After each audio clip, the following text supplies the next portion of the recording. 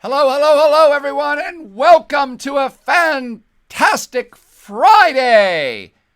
It's Good News Friday as well.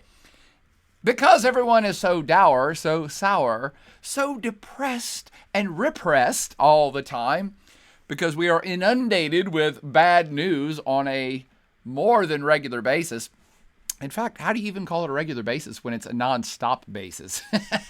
All we ever hear is horrific things happening everywhere, and we're all depressed about the oncoming election. Everyone's divided. Everything's divisive. COVID's got us down. The world is terrible. We're all in a pandemic, and the world's about to end.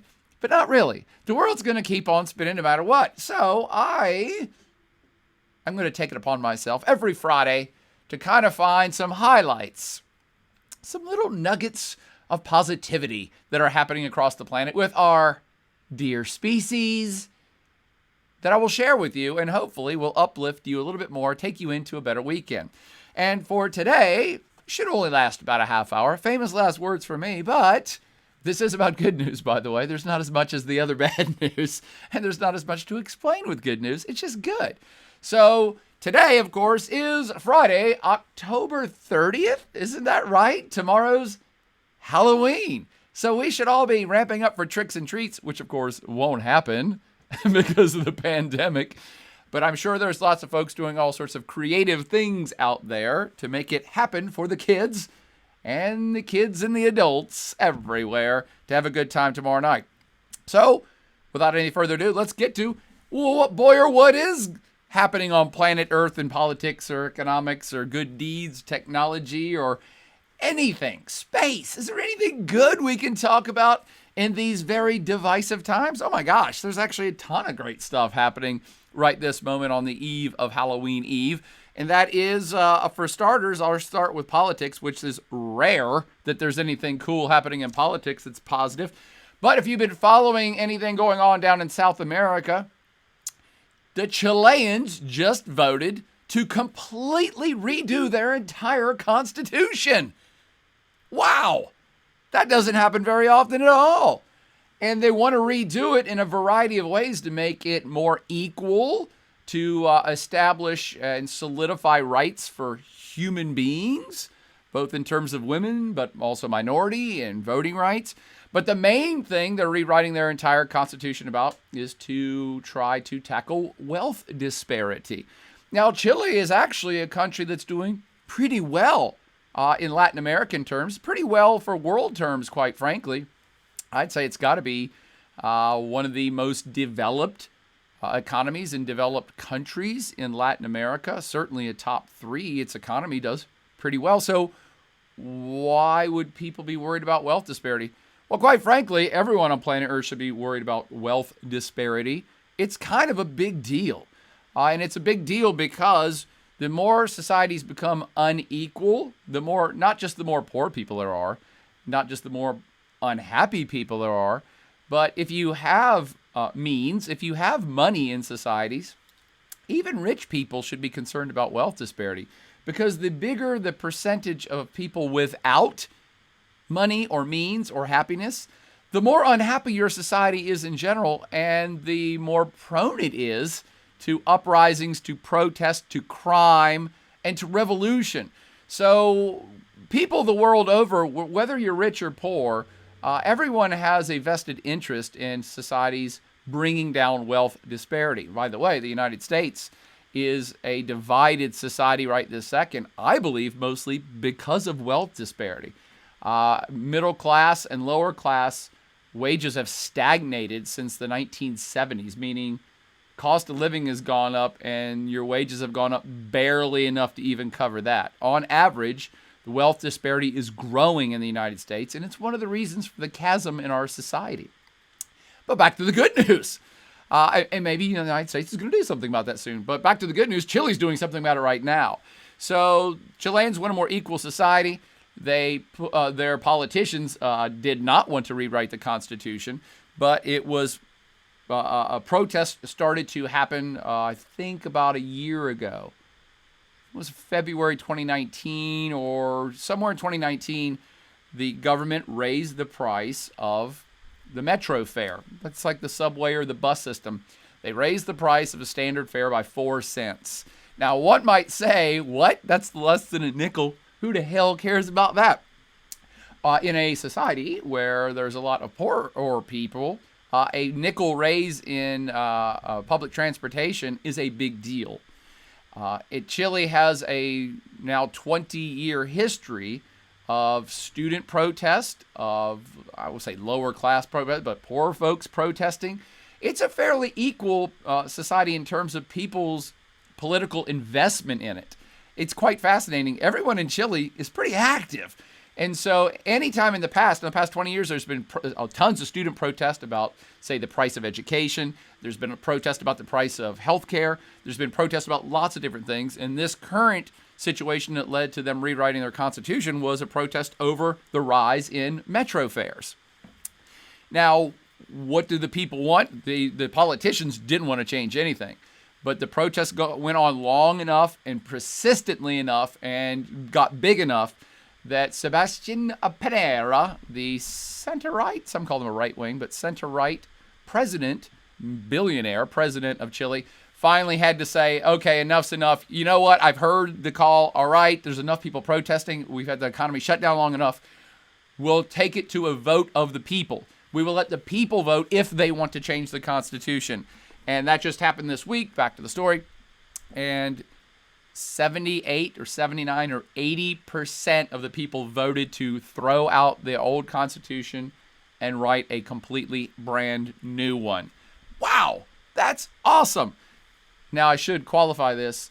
I think they only had about 50% voter turnout. So this might be a problem down the road a little bit because, of course, they're going to have to get that Constitution written and they're going to have to get that thing passed, okay? But I think it's always a good news story when people in a democracy go out to the streets, demand change, and then get it. That doesn't happen very often. It's mostly that people in democracies don't go out and protest very much anymore. Everybody's kind of fat and happy, and you get enough money to get by, so you don't really care when bad stuff happens. But not in Chile, and this came to fruition. Now, again, back to the point of, really, is this just about a bus fare? No.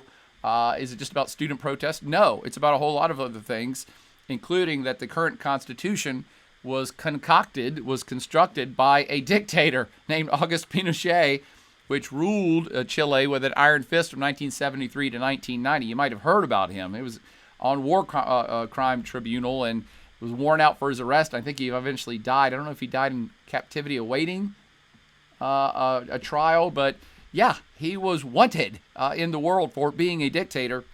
Tens of thousands of people disappeared in Chile under his reign.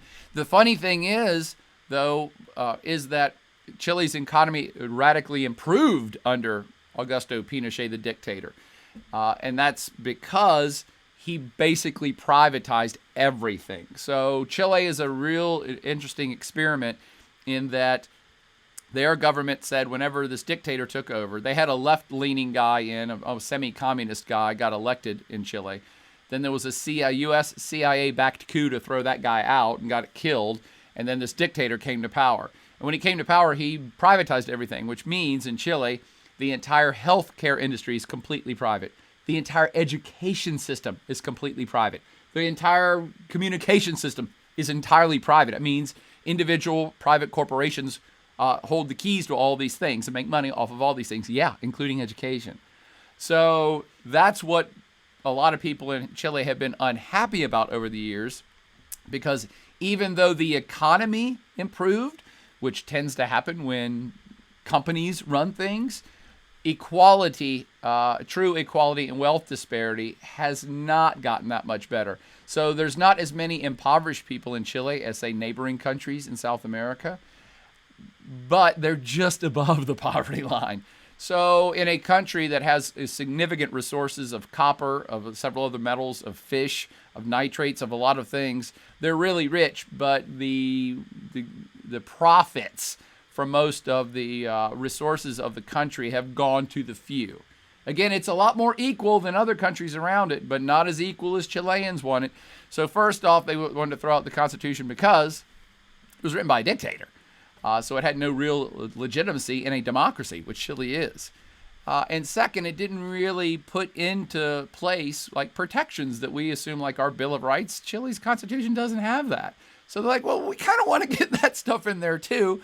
And we want to address some of these issues with, we're a rich country. Why don't we have more public education? Why don't we have more public facilities? Why don't we have more public goods that we are paying into for taxes that we should share? So it's an interesting time for Chile. And again, whether you think this is a good thing or whether you think it's a bad thing, I consider it good news anytime humans go out to try to change their societies. I think it's usually a good thing. The thing I like about this story in particular is 78% of people voted in favor of a new constitution. Okay, and 79% of them voted that the new constitution would be drawn up by a body which would be 100% elected by popular vote rather than the Congress itself. So if you understand what I'm saying here, they had a two-part referendum that the people voted on. They said, one, do you want to change the Constitution? And two, who should write that new Constitution? And instead of just saying, well, let the government write it, they said, no, we don't trust the government at all. So we're going to vote by districts to elect people. And one of their key demands, elect people to write the Constitution. And then one of their key demands was to reform the old dictatorship-era Constitution, which entrenched inequalities, putting private sector in control of health, education, housing, and even pensions. And the other thing that was I didn't draw out of the story here to put on the screen is that the constitutional drawing, the write-up, how do I say this? The group of people that are getting together to write this Constitution are going to be elected. And they said in there, and also they have to be 50% women and 50% men. Boom! I mean, that's pretty revolutionary when you think about it. That's kind of hilarious when you think about it. So I really like that story. And then my final picture of the story is I really like this picture because Freddie Mercury apparently returned from the dead to be on the protest in the streets of Santiago. This dude is awesome. I want to party with this dude. Hopefully he's going to get elected to the board to help rewrite the Constitution.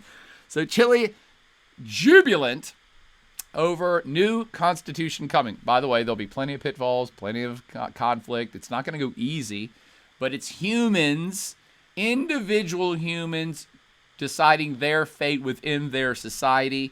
And I think that's a terribly positive, good news story that I like. Next story. Let's go to the environment. Oh, I'm sorry. We already have a question. Say hi. Oh, Classy Cynical's up in the house. What's up, Classy Cynical? And Salute 13 singing I Want to Break Free. I want to be free. I'm sorry, what? Maybe just ask who else is in there and say hi. Oh, I'm sorry. Is there anybody else in the chat room? It's a Friday afternoon. I didn't heavily promote this. I assume nobody showed up, but I'm really happy for the few people that are here. 15 people hanging out with me on a Friday afternoon. That's a win for me. It's another good news story for me. I like it. Honestly, I'd love you guys' opinion. I'd like to do something like this, and we've been podcasting now 4 days a week. And I would like to continue to do the good news thing, but I'm getting to the point of not even wanting to advertise it because I don't like to bug people. And so, I'm inundating social media saying, hey, I'm getting ready to do this thing. But already I can tell I'm pissing people off because I would be pissed off. The first time I podcasted 2 weeks ago, I got like 300 likes. Said I'm podcasting, and now I get 0 even clicks so that I put something up. So I've crossed the threshold of bothering people, which is why I'm like, I guess I'm just not going to advertise anymore. That's fine. I'll talk to the air if I have to. Constant questioning's up in the house. Classy Cynical says, just finished China quizzes, funny enough, and saw that you were streaming. Thank you, Classy Cynical. And VT SC Rogers giving me some, is that a kissy face? I'm old. I can't see these icons, emojis, Pokemons, whatever the hell we call them. And Jakob says, Professor, you should move this slightly later and call it Friday afternoon Good News Happy Hour. You can even dream wine. I'm always dreaming while streaming. I'm always dreaming while streaming, Jakob, but thank you. Yeah, I probably should have some wine in hand. Although I've been a bit under the weather, so I'm trying to lay off the sauce for a little bit. But let's get to some more good news, shall we? Does anybody want some more good news? Several from the environment. Something we only perpetually hear about, how the world's getting ready to crash and burn, and I believe most of those are legitimate claims. I don't think that the world's going to explode per se. I think it's kind of like Blade Runner 2049. Anybody ever see Blade Runner 2049? The opening slide of that is ecological collapse, and it's like, yeah, right this second, with rising temperatures on planet Earth combined with, say, storm systems, combined with pollution. My biggest thing's pollution. Combined with polluting acidification of the oceans and pollution of the land and pollution of the air, it's going to eventually catch up with us, is what everybody's always telling us. And I actually believe that's true. I know a lot of folks are like, no, I don't believe nothing. Global warming's not real. Well, do you believe pollution's real? Because I can go show it to you.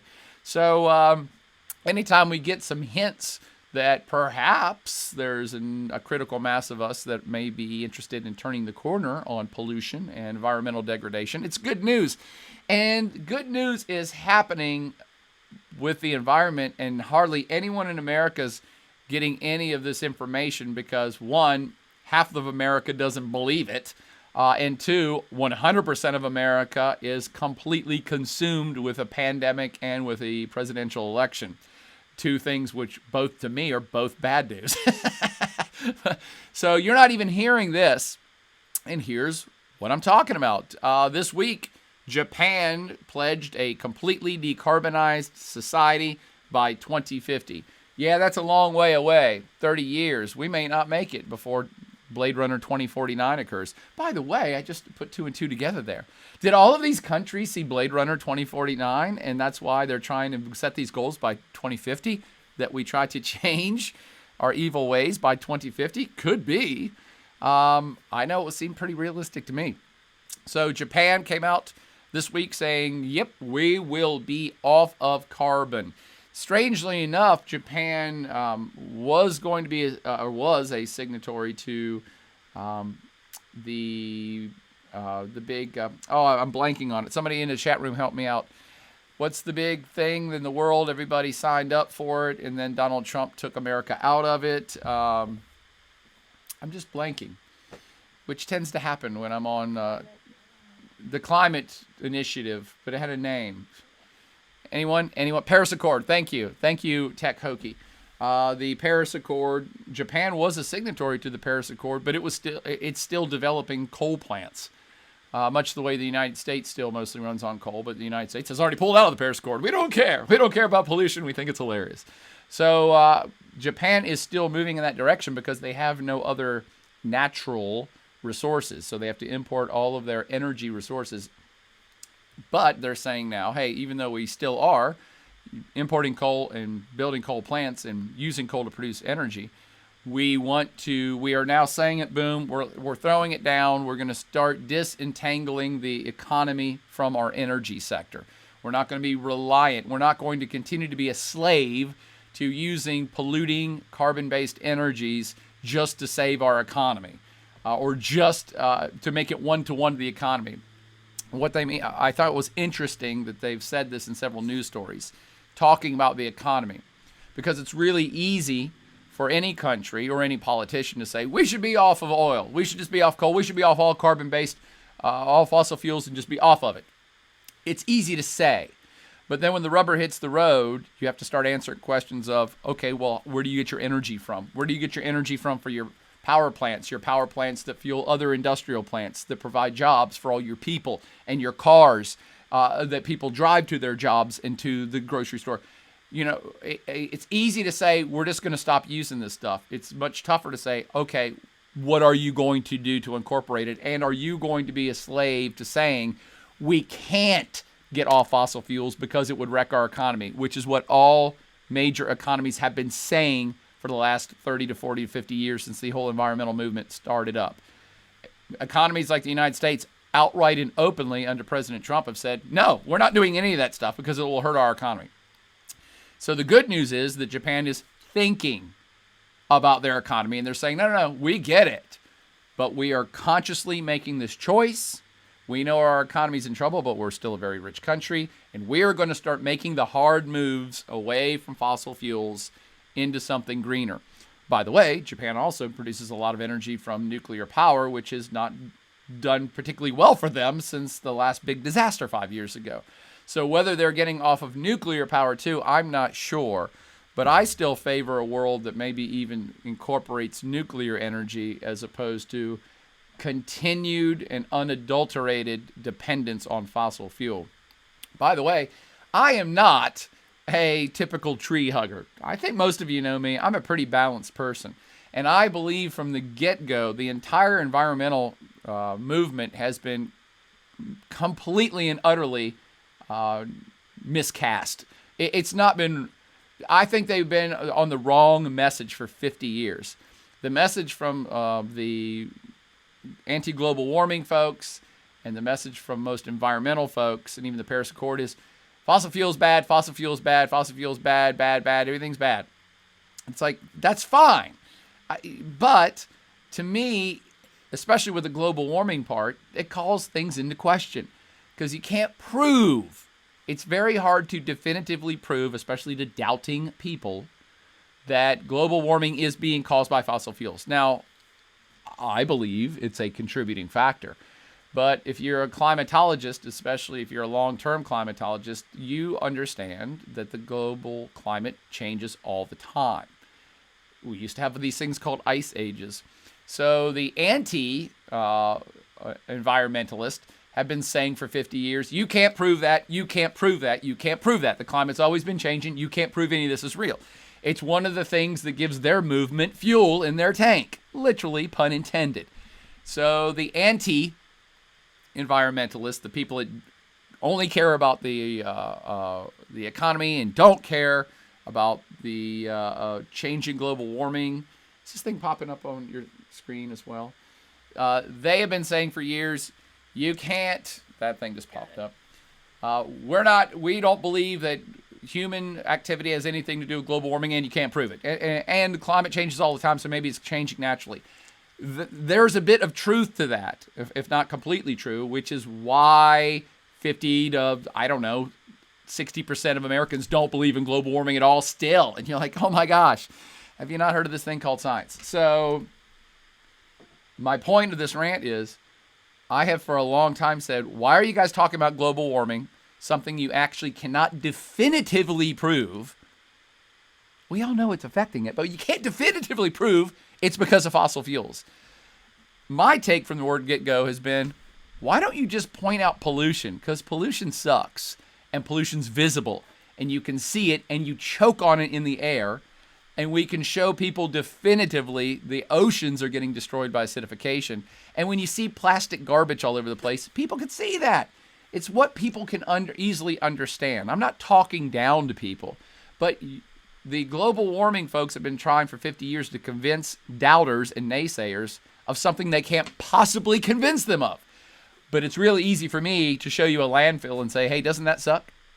It's real easy for me to show you a coal plant belching out air and acid rain raining on your kid's playground and say, hey, doesn't that suck? So I'm really happy that that there are now countries who are really getting serious about getting away from fossil fuels, maybe for the global warming thing, but for me, it's an environmental thing. I guess at my core, I'm a conservative because I kind of want to conserve nature, conserve a healthy planet, conserve a healthy atmosphere, conserve a healthy ocean so that my kids and grandkids and great-grandkids can play in it. I don't know. I think we need to actually retool the whole word conservative because I'm trying to figure out what the hell American conservatives are trying to conserve. It certainly isn't the world. I'm even for hunters. People hunting and fishing. I'm like, isn't that the conservative movement America started with? We should protect these things, conserve these things so that we and our kids can use them in the future. That's the basis of conservatism. It's now been taken over by, I don't know, trying to conserve the Civil War or some crap. I have no clue.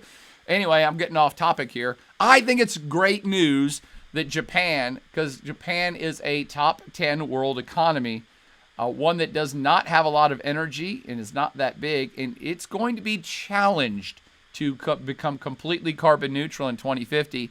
It's good news that they're pledging that they're going to do it despite the United States pulling out of the Paris Accord. Sloot 13 said, old school conservative, wasn't it a Republican who started the EPA? Yeah, you're right. You're absolutely right, Sloot.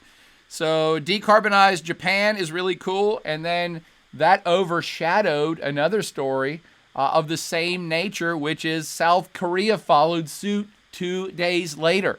South Korea, which uses tremendous amounts of imported fossil fuels. I love this. This is a student activist little scene here. Love it. South Korea vows to go carbon neutral in 2050 right after Japan does. South Korea is also a top 10 world economy. If it's not, it's top 12 or top 15, and it soon will be top 10. So this is kind of a big deal. And let me pull out some headlines here. South Korea's President Moon Jae-In has declared the country will go carbon neutral by 2020, bringing it into line with other major economies. In a policy speech at the National Assembly, Moon said one of the world's most fossil fuel-reliant economies would actively respond to the climate emergency with international community and achieve carbon neutrality by 2050. South Korea is the latest major economy to commit to zero emissions. The European Union set itself a similar target last year. Japan followed suit 48 hours before this one. China said in September it was going for carbon neutrality by 2060. That is significant because China is the world's largest polluter. Guess who's number 2? That's the United States. I bet you'd guess it pretty quick. So this is interesting to me that if you start looking at the world's biggest economies, and we could pull up a list, although the lists compete with themselves, but I can tell you who's on the top 10 list, or I can ballpark you who's in the top 10 list. The United States, number 1. China, Japan, South Korea, the United Kingdom, France, Germany, Italy. I just named 7 of them that I'm positive are in the top 10, and all but the United States are on that list right there because the EU has set this as a goal for themselves. So at least 7 or 8 of the top 10 world economies now are saying, yeah, we're going to try to get off of fossil fuel in 30 years. I actually don't think I've got but another 2 or 3 months of life left with me, period.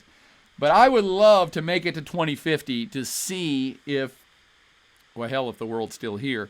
But if this starts to come to pass, this is really good news. It's one thing for Switzerland to say they're going to go carbon neutral. You know, it's another thing to say that, the Central African Republic is going to go carbon neutral. That's good, but these are top 10 economies that are saying they're going to go carbon neutral. And I don't care about American politics at all. I cannot wait for this election to get over. Don't even care who wins anymore because America has gotten too far off track relying on a leader to fix everything for them. Neither one of these leaders is going to fix anything for America in this coming election. The American public have to decide what they want, much like the Chileans did. The American public has to decide that pollution is a bad thing, that perhaps global warming is a bad thing that's being caused by carbon-based energies. Humans have to figure that stuff out for themselves, and I think it's good news that even though the United States is kind of going away, is not a world leader anymore, all the other major economies are on board for this. And whoever gets off of fossil fuel first is going to be leading the new best economies of the 21st century. It is what it is. Can you imagine the empowerment of a country that doesn't have to rely on any fossil fuels? Just think of the power they have. They can disengage from so much fracas happening on the world stage. You don't have to buy, you don't have to import, you don't have to spend money, you don't have to worry about as much pollution. I mean, it's kind of a biggie. And sorry, I see a bunch of comments popping up. Let's see. Constant Questioning says they found a way to defend cigarettes. They'll find a way to defend pollution. You're absolutely right. However, Constant Questioning, I would add that one of the ways, this is good news. This is good news too. One of the ways that cigarettes eventually became controlled was that it was affecting other people. So say conservative, I don't even say conservatives or Republicans, those that propped up the cigarette industry in the United States for so many years. And it's humans buying cigarettes what props up the cigarette industries, but the government was complicit in it, complicit with the companies in not disclosing how dangerous it was to the individuals. However, we live in America, and in America, you have the right to do any damn stupid-ass thing you want to kill yourself. Absolutely have that right. We're free. Freedom! We're free. I'm free to do whatever dumb thing I want to kill myself, okay? Including, okay, I think you should be free to not wear a motorcycle helmet. I think you should be free to not wear a seatbelt. That's your life. You can jeopardize your own life as much as you want. But back to your comment, constant questioning.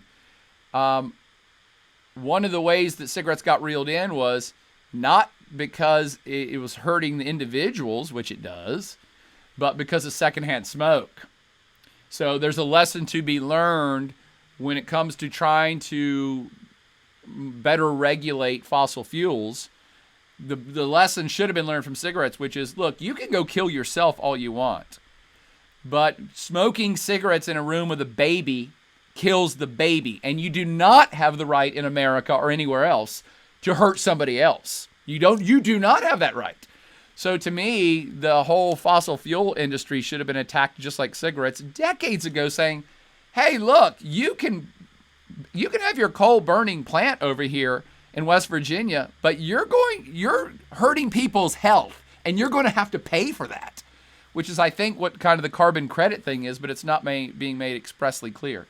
Yeah, I've already lost all the comments because all this. No, fine. I just say thanks, Chunky Boy, for gifting a bunch of stuff. Oh my God, thanks, Chunky Boy. And hopefully that's not offensive saying Chunky Boy, but it's your screen name. Anyway, if Katie can find the comments, because a bunch of stuff got, oh, okay, I can scroll that way. Okay. How did you just do that? And I did the same thing and it didn't do anything. I just used 2 fingers to scroll. 2 fingers is the trick. Okay. Let's see. And Tech Hokey says Dr. Michael Mann is about to beat someone with a hockey stick. I love that. I don't even understand what it means. Let me see some other comments here. Siluan 2020. Oh, that's a cool little purple globe you got up there. I like that. Maybe add that to our icons for the Good News Friday. Maybe we need some positive icons like a panda kissing a penguin or some shit. Yeah, I can translate their comments from Russian if you want. Oh, yeah, sure. Were they good or bad? No, the first one was we need normal order and safety on the planet. We need normal order and safety on the planet. Again, I kind of liken it to, hey, that's how we got rid of smoking in public places in America. It just became obvious you can't pollute other people's air they have to breathe in. That ain't fair to me. You're now impinging on my rights. When you can, I totally agree. You have the right to smoke cigarettes in your house and kill yourself. That's fine. I actually think suicide should be completely legal. I think assisted suicide should be completely legal. I am all about individual rights, and I say smoke away, baby. I enjoy occasional cigar and pipe myself, but I don't do it around other people. And pollution should be treated, fossil fuel emissions and pollution should be treated the exact same way. Hey, Company X, you want to do that? That's fine. But you're going to have to pay some money because you're affecting my health now, not just yours. You do not have the right to impinge on other people's health. Let's see. Tech Hokey says, does the Biden campaign's attempt to frame his environmental plan as an economic initiative have a chance to gain more traction in the past 50 years or so, regardless of whether or not he's elected? Yes, Tech Hokey. I actually think that's why these other stories are such good news. I believe in my heart of hearts, it really does not matter who wins the next presidential election. I don't think the United States is no longer in a leadership position when it comes to this particular issue or issues. So the solution is not going to come from the United States. And my fear for years as the United States' global leadership has started to decline, my fear has been that, oh, wow, we used to think the United States came up with all the great solutions and that the world followed. And my fear was, well, as the United States starts to become more self-absorbed and just says, we don't care, we're just going to burn fossil fuels no matter what, I felt the world might follow suit. So this is good news. The world is not following the United States lead at all, and that's a good thing. And the United States and Joe Biden's plan or whatever it is the Democrats have in mind with the Green Revolution, that's cool. but they still can't get it passed in a divided society. So I still don't have a whole lot of aspirational hope that the United States is somehow going to become green. Here's how it will happen. Japan, actually more like China. China is going to invest billions or trillions. They probably already have invested billions or trillions into becoming energy self-dependent. When China does that, it wins. It just wins. You win. Okay? You win. You're at the top of your game. Your society gets richer and cleaner fast. And it's going to take that competition for people in the United States to be like, wow, China's like got 20% of its energies by solar now. Wow, it's 30% this decade. Oh no, it's going up to 40%. Wow, they don't have to spend any money on fossil fuel. Wow, their environment's getting cleaner. It's going to take that sort of human to human, society to society competition for America or Americans to be convinced it's a good thing. We're just too divided. We're too divided, and now in the era of fake news, which is most of it, people only hear the stories they want to hear. So unfortunately, we're getting further entrenched in our own dichotomy of beliefs. We only hear what we want to hear, and so half the country that doesn't believe the globe is getting warmer, or that that the fossil fuel is not particularly great, they're not going to change their minds ever. So it's going to take businesses and governments at a much higher level to be like, oh, wait a minute, China's winning, Japan is winning, holy cow, South Korea is winning. Yeah, we want to be more like that because look at us dummies over here still polluting ourselves to death while those countries are moving forward with technologies. Thing about technology, which is also good news, the more people who get into a competition about a technology, the faster stuff happens. The faster it happens, which is, again, as I fear for the United States. This is good news for the world. I fear for the United States because it's going to get behind. It's going to get behind. You get a bunch of players in the game who are working as hard as they can to develop the greatest non-fossil fuel energy sources. They're competing with each other, and they're developing infrastructure, and they're putting forth government funds, and China and Japan and South Korea will put forth a ton of government funds to make these things a reality. And all of a sudden, I have a feeling if the population of the United States doesn't figure it out soon, a decade from now will be a second-rate power because you can't just do it overnight. You can't just catch up overnight. The United States has the total ability to be a leader in all this stuff, but the population is not supporting it yet. And again, I think it's good news that all these other countries are doing it instead of the United States. It's a good thing. Trust me, it's a good thing. Because I do believe the United States eventually will wake up and be like, oh my God, are you serious? All these other states are cleaner than us, doing better than us, and have free energy? No, we can't. No. Yeah, we do look dumb now. And we don't like looking dumb. That's my opinion on that, Tech Hokey. Matt Growl said, did you hear about the earthquake in Turkey and Greece and the landslide in El Salvador? I did, Matt, but this is Good News Friday. This is Good News Friday, Matt. Don't bring that up right now. We'll talk about that next week. And I think that does catch me up. Oh, no, there's more down here. Yeah, thanks, Chucky Boy. You're too awesome. And Jakob says, so the cigarette situation is awfully like the mask situation today. Yes, Jakob, that is another very good analogy. The same group of humans, Americans, I should say, not humans. There is this group of humans that do believe that individual rights trump everything, including public rights. That's a debate our society needs to start having. So the same folks that would defend to the bitter end my right to smoke a cigarette on a crowded airplane, because that's me and that's freedom and it's America, I can do any damn thing I want. The same folks that would say that are the same ones saying, you can't make me wear a mask. You can't make me wear a motorcycle helmet. You can't make me wear a seatbelt. The funny thing is legally in most states, you do have to wear a motorcycle helmet. And legally, I think in the country, you do have to wear a seatbelt. This is the same thing with Obamacare. I don't dislike folks that I disagree with. I just feel, I don't know, some sort of empathy. I felt empathy, I feel compassion, and I feel sorry for them a bit because I'm like, how do you not understand some basic elements of what's happening here? For instance, with the healthcare thing, with Obamacare, which the Supreme Court's likely to throw out in the next 6 months. So people are going to be back to, being on their own for health care. The thing that folks can't seem to comprehend about Obamacare is that it's not communism. It's not even socialism. It has been painted that way, and painted so successfully in that light that people are adamant about getting something that would benefit them. Adamant against the same group of people that are all about individual rights and hate masks and want to smoke in public. Adamantly convinced that Obamacare is bad. And quite frankly, it's not their fault because of our news and propaganda and fake news. It's not even their fault they don't understand Obamacare, the basic principle of it. Let me explain it to you what I mean and who's at fault. Who's at fault is Obama.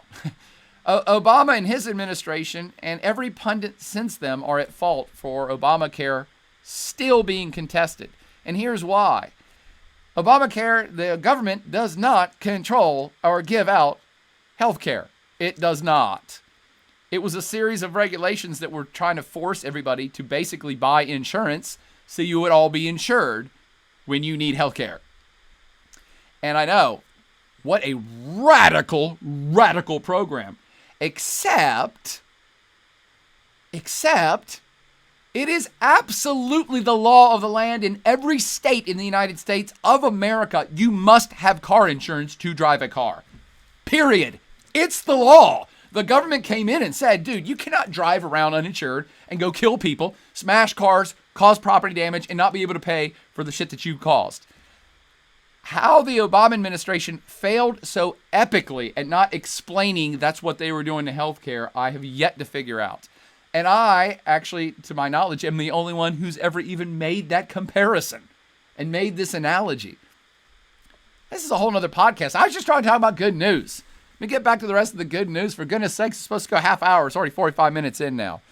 But anyway, yeah, that's well said, Yakov, with cigarettes and the mask situation. It is a group of Americans who so fiercely contest anything based on the idea that they have the right to do anything they want because we live in America.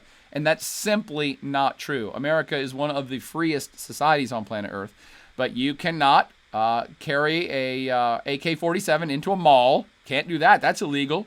You can carry a gun. You have the right to own a gun, but you can't do that. You can't walk into a movie theater and scream fire. You have free speech, but you can't do that. So there are limits. You have the right to smoke a cigarette in your house. You can't do it on an airplane. You can't do that. So this idea that people are not or should be able to do anything they want no matter what, no, it's not true, and it's never been true. You can't do things which could affect or harm other people, period. And one can make the argument, masks are, if you don't wear one and you're sick, you are hurting other people, and that's not cool. Same with cigarettes. And Constant Question says, I have the right not to get health care. Yes, currently you do, but you can't drive a car in Virginia without insurance. Can't do it. In fact, there is, VTS Rogers says, but owning a car is a choice, though. Yeah, so is going out in public. So if you don't want to have any health care, then you should never leave your house. Right? You are part of a society. You have to as a part of society, you have to do some things. You do have to follow the construct and laws of the society. That's what being a participating member of society is, whether you like it or not. By the way, you actually do not have to go buy a private car insurance policy in the state of Virginia to drive. But if you do not have one, you have to check a box called uninsured motorist, which you pay $500 into a kitty that covers your ass when you go do something stupid. That's what Obamacare was doing. Again, I didn't mean to get off on a big rant about the healthcare system. I just think it's interesting that the United States on global warming, on CO2 emissions, and on healthcare is really going it alone. Almost all other countries in the world are going this direction, and the United States is saying, nope, we want to go in that way. And I applaud that so many other countries are saying, no, we're going to go ahead and do the carbon limitation thing too. Enough people are starting to say, this doesn't look good. This is not boding well for the future of our species. Maybe we should change. I like that. I like it that other countries are doing it, even more than if the United States was trying to do it. On the same environmental front, and this is probably a premature story, but I liked it anyway. The best-looking prime minister on the planet, Justin Trudeau, announced this week that Canada aims to ban single-use plastics by 2021. Damn, that's just around the corner. Single-use plastics are just that. Plastics that are not really recyclable. Plastic knives and forks that you get at thrift at restaurants. Straws, plastic straws. Grocery bags you get at the grocer. I know a lot of people are like, well, I use my grocery bag more than once. Yeah, but it's still a single use. You can't do anything else with it. It really can't be recycled. And even if it could, they're not getting recycled. So a lot of these things that there are alternatives for, the Canadians are suggesting, we're going to pick 6 different things. You see at the bottom, ban likely to include plastic bags, straws, cutlery, plates, and stir sticks. Think about that. Do we really need stir sticks? I can't do without it. I have to have a stir stick, and it's got to be plastic. Oh, our poor species. We only make plastic stir sticks because perhaps it's cheaper to make 10 trillion of those things as opposed to making them out of wood, which we used to. We used to have these things called tongue depressors, and you bust them up, and then they're stir sticks. And then you bust them up more, and they're toothpicks. So, yeah, he's pushing for this to happen, and I only put 1 or 2 other sub-stories up. Most of the blowback from this was negative. Almost all the other news stories I read about this. Again, I look at this, I'm like, well, this is a good news story. Because, again, to rant about what I was talking about earlier, I'm mostly about pollution. I'm like, yeah, we can debate about global warming till the cows come home. The cows who are producing methane, bastards, which is causing global warming. But we can debate about that till the cows come home. Pollution is easy to understand. And we're creating these things out of the same fossil fuels that just don't go away and are getting into our water systems, our soil systems, into the ocean system. I think many of you probably are smart enough to have read by now that you have plastic in you. I mean, we're consuming plastic at the micro level. And we don't even know what that means for long-term human health. Because I know you guys are young, and you're like, well, I'm fine, I'm healthy. And it's like, yeah, because you're young. And plastics have only really been in mass use for 50 years. We really don't know what they do to humans yet. You're going to have to give it another 100 to 200 years of study. But I don't think it's going to be good. So the pushback about this was significant. Almost all the other stories I read were business stories or even other governmental stories saying, Trudeau's an idiot. This is completely unnecessary. It's going to cause economic harm. It's going to cause all these small businesses to lose all this money. And it's not affecting anything anyway. And the reason that I'm telling you there was blowback about the story is because, one, it's not a done deal yet. I think Trudeau proposed this and is pushing for it, but it's not been cemented in law yet. And two, whenever I see huge blowback to a story which seems pretty practical, like, if somebody said, hey, I don't know, I think maybe our toilets should not flush into my bedroom. And you'd be like, well, of course, I don't want the toilet flushing into my bedroom. No, I don't want. That seems like, that's practical. That makes common sense. No, I don't want shit in my bedroom. Whenever I see a story like that, and then 1,000 other stories are like, what's wrong with shit in your bedroom? How dare you suggest we don't have shit in our bedroom? I always kind of think, this is a good news story. This is a very good news. When you see blowback about something that's so elemental, that means it might actually get done because you're seeing a bunch of corporate blowback, and it's going to cost me money blowback. And it's like, well, that means it's probably the right thing to do. And I would add to this, for those of you that are interested in environmental issues, that burning of fossil fuels is polluting, period. There's no nice way around it. There's no such thing as clean coal. I know Donnie Trump told some of you that. It is polluting to the air, to the water, to everything. And it does have CO2 emissions, which probably are playing into global warming. The thing you also have to consider, though, if you are about, say, stopping global warming or a cleaner environment, what you do have to realize is the oil industry is already been shifting to pushing plastics because the oil and coal industries see the writing on the wall that clean energies are coming. Again, maybe not in the United States, but the rest of the world is moving towards renewable energies, and the oil industry knows this, and it knows it can't stop it. Oil has already been as cheap as it's going to get. People aren't going to continue to use oil simply because it's the cheapest option. There are now environmental and social and cultural considerations at play which are outweighing even the effectiveness and cheapness of fossil fuels. And by the way, they are effective and they are cheap. So the oil industry, probably a decade or two ago, started to pivot to plastics because all plastics are made from oil, by the way, if you didn't know this. Welcome to the 21st century.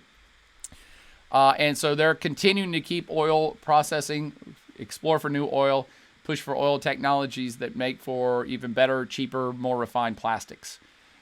And some people are saying, hey, if you really want to get ahead of fossil fuel consumption, you need to not just talk about energy, you need to talk about plastics. Plastics are such an important part of everyday life for every human that even if we got rid of burning all oil, natural gas, and coal for energy production, oil would still be massively used for plastics production, so you're in the same boat for pollution. So this story from Vox, big oil's hopes are pinned on plastics. It won't end well, it's what they're saying. But I just want you to be aware it's a two-pronged approach to getting off of fossil fuels. It's energy, but it's also plastics. And I love plastics, by the way, but that's why I like this Canadian story. It is kind of a good news thing to say, hey, look, we're not going to ban all plastics.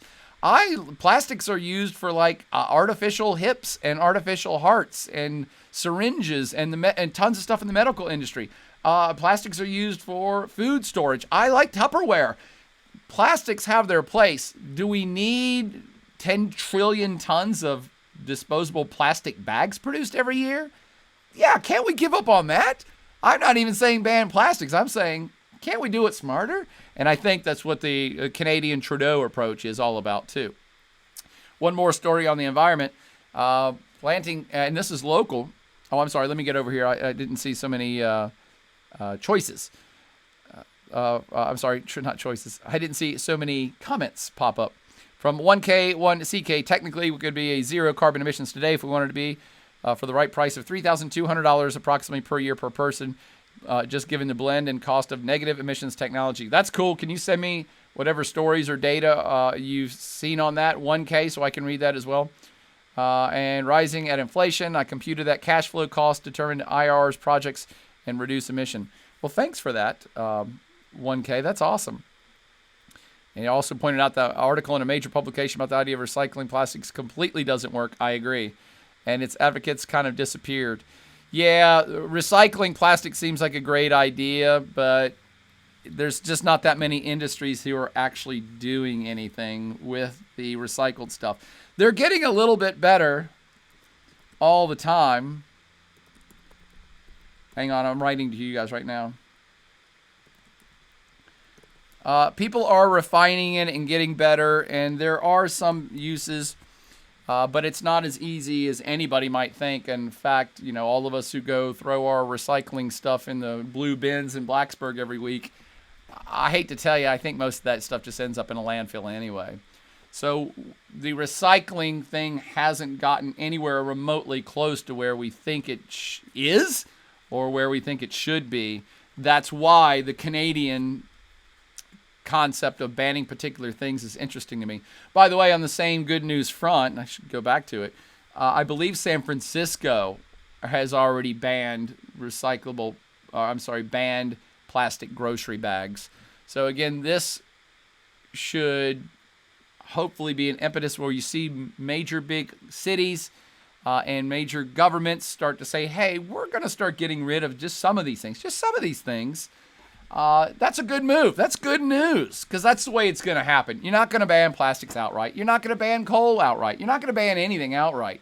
You have to have a piecemeal approach where people and enough entities are moving forward on specific fronts, coming up with alternatives and proving that it works. If Canada bans all plastic bags in 2 or 3 years from now, it's getting along fine and the apocalypse hasn't come, then everybody else will be like, well, yeah, they're already doing it. I mean, why would... Canada's doing it. Of course we're going to do it.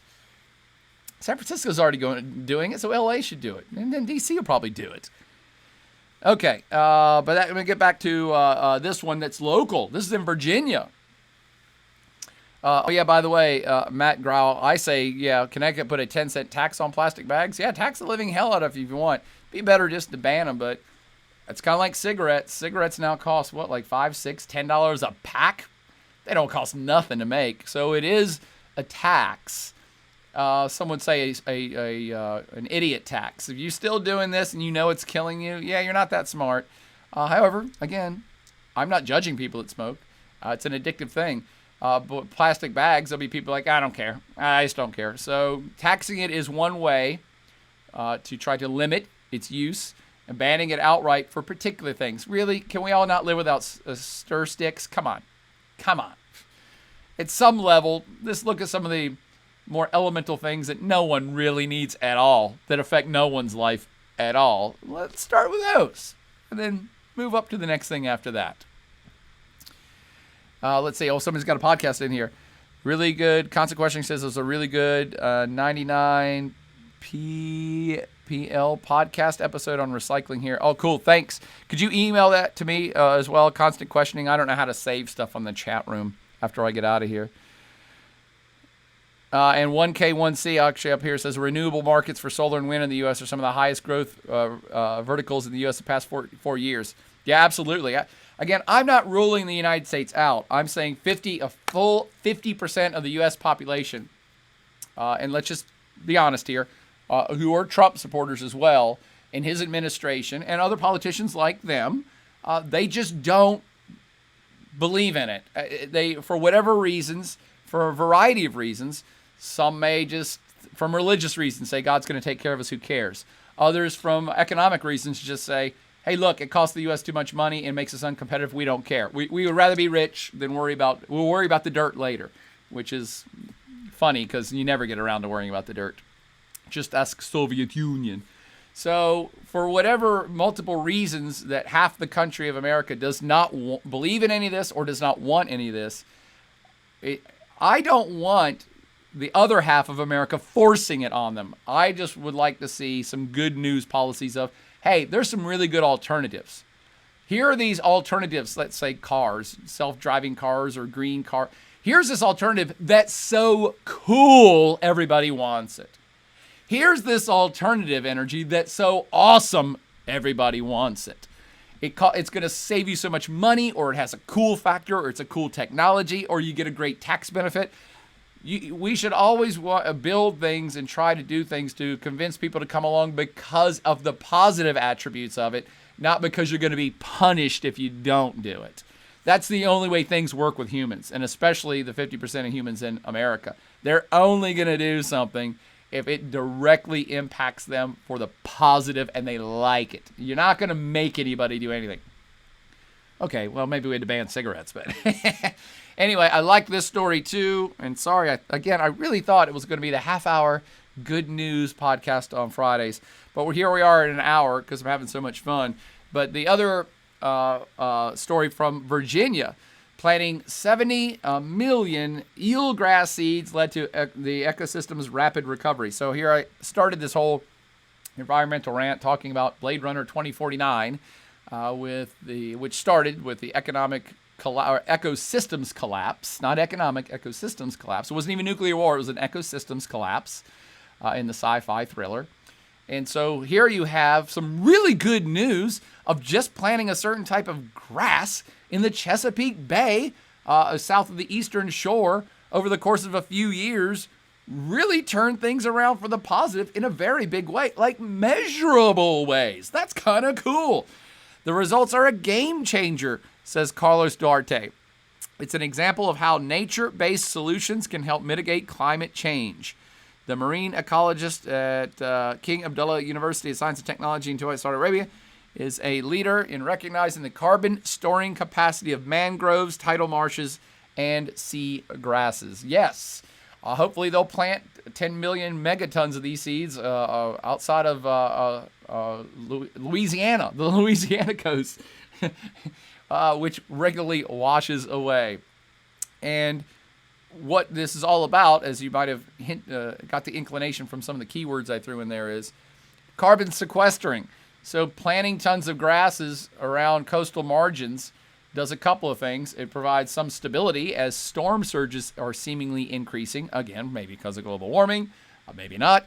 But certainly we've seen an increase in storm surging, hurricanes, things of that nature, which inundate coastal communities, and there's more humans living in coastal communities than ever before.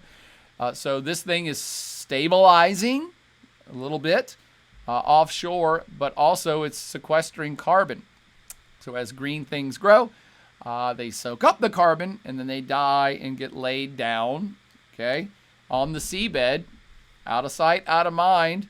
That's how coal and oil got created, by the way, for millions and billions of years of deposits of green stuff, which just gets buried. So it's the most natural way to basically sequester carbon. Humans are trying to figure out all kinds of non-natural ways to sequester carbon, but this is a natural one. And apparently it worked, and it worked quickly. That was the really good news about this. And it worked quickly in Virginia. Hell, we live here. So to me, it's a double, triple good news story of that's some interesting stuff. Makes me want to go visit the Eastern Shore and hang out in the Chesapeake Bay. Okay, cool. And just a couple other, not even so much good news stories, but positive spin technology stories that I really like. How can you not like SpaceX if you're a fan of space at all or the future of our species at all? SpaceX rocket issues sorted out. NASA ready to send 4 astronauts to the International Space Station. And I love the picture of the 4 astronauts because it's a diverse group of human beings. So it's a double positive good news story for me. We got this thing called SpaceX. We have private enterprise that is taking on the challenge of space exploration, which may, with a lot of competition from other countries, be what accelerates technologies and space exploration. And that's one good thing that I really like. And then the other good thing is, and look how diverse the crew is they're sending up. Could you imagine this in the 1950s and 1960s space programs? It's just unthinkable. We are getting towards a perhaps more equal society, at least when it comes to things like this. Again, not dissing NASA of the past, but you've all seen space programs, right? You've all seen Apollo 13, the moon launch itself, any movie about space from the 60s. There ain't nothing but white dudes in every space rocket, and there ain't nothing but white dudes at Central Command. There ain't nothing but white dudes in every single building of NASA. So this is an intriguing, awesome, good news change on a good news technology story. Okay. And finally, to round out the fun for your holiday weekend, it's a blue moon this Halloween. That's tomorrow. Once in a blue moon. Actually, once in a blue moon is not that terribly long as you think. I think it's 2.7 years. So what is a blue moon? Blue moon on Halloween. Wow. It's too bad we have this pandemic thing, because what a great combination for kids. They have a full blue moon on a Halloween. Blue moon is not technically blue. Moons come in different colors all the time. That's atmospheric conditions that change the color of the moon. And they're not changing the color of the moon. They're changing the color of the light that's being reflected through the atmosphere from the moon. So it's not necessarily blue. It's called a blue moon because of its supposed rarity. It is the second full moon this month. Thus the term blue moon. 2 full moons in 1 month, this month being October. Typically, you have the lunar cycle is kind of like the month calendar. Then it happens, it waxes and wanes, and it gets full, and then it's gone again in a new moon about once a month. But the lunar cycle is slightly faster than the what do you call the not diurnal, the cycle of the Earth going around the sun, the moon cycle is faster. So there's the new moon. It's a 29.5 day cycle, so it doesn't exactly follow a standard average 30-day month, if that makes sense. So it catches up every now and again, like this month, and it's new moon when we started, and it went the whole cycle, and it's a full moon at the beginning of the month, and now it's another full moon because its cycle has caught up and surpassed the regular monthly cycles. That makes sense? And speaking of Halloween, I would have been remiss without saying that the great pumpkin Charlie Brown will be live. Not live. It's recorded. It's recorded in 1966. It's the Great Pumpkin Charlie Brown special has been moved to iTunes. Apple grabbed it and a bunch of the Peanuts classics, which pissed off a ton of people. However, they're streaming it for free. So you can, starting today, I believe, throughout the weekend on iTunes, or even a complimentary membership. If you don't have one for the weekend, you can watch the Great Pumpkin Charlie Brown, which is kind of a Sentinel classic that almost all Americans have seen at least once, if not every year, for most of their lives, along with the Peanuts Christmas special and all the other ones. And I will end with just one other thing. If you aren't out trick-or-treating, the last good news for some of you, not so much for me, but this apparently makes a lot of people really happy. The last huge good news Friday story we got is the Mcrib has returned to McDonald's nationwide for the first time since 2012. The jubilant masses across America can't wait to go get a Mcrib at McDonald's. There's your trick-or-treat, friends. I actually never touch one of these things. They always look scary as hell to me, but they bring peace, love, and joy to Mcrib lovers across our country, I guess the globe. So if one is so inclined, by all means, during or after your tricks and treats, go get you a Mcrib and relive the past in style. And now I'll answer some questions. That's all the good news I have this Friday. I really liked all those good news. Hopefully you all like that good news. If you guys want me to continue to do the good news on Friday, just give me a shout out, as I always suggest. Kevin029 says, boy, you should play GeoGuessr. Voetsky says, yeah, you really should. Yeah, I've played GeoGuessr before. I take a lot of time, but I nail it. So I'll take a half an hour, and I'll nail it. Tech Hokey says, thanks for another great stream, Professor Bohr. Thank you, Tech Hokey 13. Let's see. I already got to Matt Grauer and Constant Questionings. And Plaid Katie says that she loves Constant Questionings podcast. And let's see, who else? Constant Question says, I tried that Mcrib on my first semester at Tech. Never again. I'm not even going to try it the first time. It's frightening. Okay, well, on that note, let me get rid of that damn Mcrib. That thing is just scary. All right. Thank you all so much for another fun podcast for me. I just have a good time doing this. I hope it's educational, enlightening, and in terms of the Friday Good News podcast, I hope it makes you feel a little bit better about the world, and maybe a little more positivity might be happening that you didn't know about. But that'll be all for me for now. Have a great Halloween. I'm going to go home and watch The Great Pumpkin right now with some pumpkin cocktails. And have a great Halloween. Have a great weekend. And then we'll see you on Monday. For those of you who want to tune back in for the regular Monday, Tuesday, Wednesday, 8 o'clock podcast, where I think I'm going to start my whole lecture on Russia and just do an hour a night on Russia until we get through it all. Because why not? Cool. Have a great weekend, and everybody, as always, party on.